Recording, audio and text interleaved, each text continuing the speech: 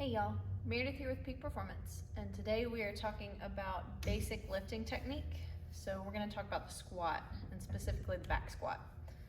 So first things first, whenever we go to set up for this, we always want to be facing our rack. That way when we go to re-rack, we're lined up, and we don't have to be looking for where to set the bar at. So there's a couple different ways that we can do a back squat. We can do a high bar setup or a low bar setup. For me personally, a low bar setup is more comfortable, so that's what I practice. A high bar setup, basically you have the bar sitting on that bony prominence at the base of your neck, whereas a low bar setup, you're creating a shelf for the bar where you've got it resting across your shoulder blades here on those bones that stick up the back, the spine of your scapula. So when we go to set up, what we want to do, want to get up under the bar, we want to think about trying to maintain that good posture from the time that we unrack to the time that we re-rack. So before we even lift the bar off of our supports here, we're going to think about squeezing that bar down onto our back. What this is going to do is it's going to tighten up those muscles in our back and kind of protect our back from the start. We're also going to think about pushing our belly out, imagining that we have a weight belt on that we're trying to push out in all directions. We're going to keep breathing. And then the other big thing we want to think about is we want to think about keeping those knees rotated out slightly. A lot of people will push their knees out, which is okay, but it's actually a little bit better to think about kind of screwing your knees into the floor, or like you're trying to rotate them out slightly. This engages those external rotators in your hip, and it makes the hips a lot more stable. So thinking about tightening everything up, gonna unrack, even when we're doing just the bar or super lightweight.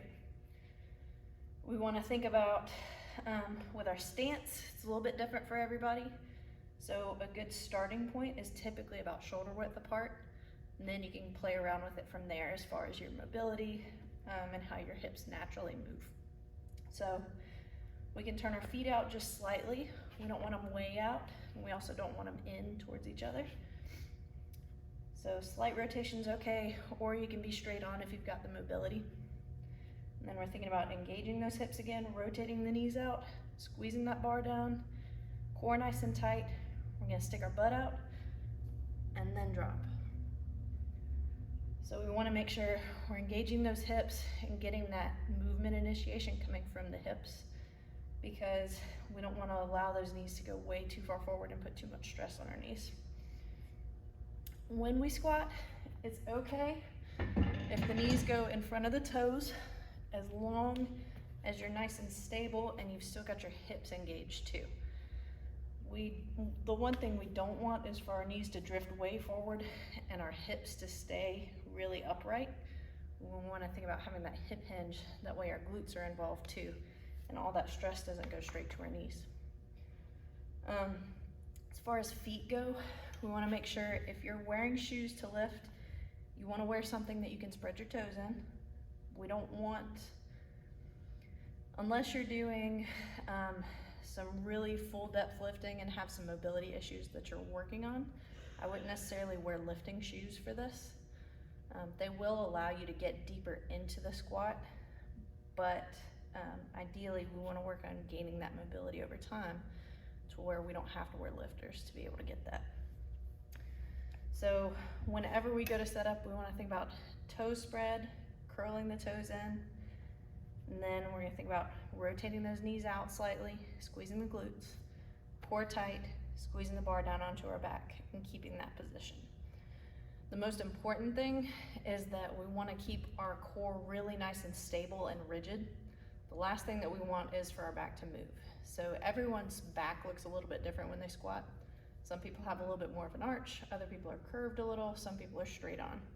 And that's fine as long as it doesn't change. It's when that angle changes that we run into issues. And that's where we start seeing low back problems and kind of breakdowns in form. And typically, if someone's gonna get an injury with a squat, that's where that's gonna happen. So try it out, let me know what you think. And if you're having any kind of pain with your squats or any issues, give us a call at Peak Performance. We'd love to help you out.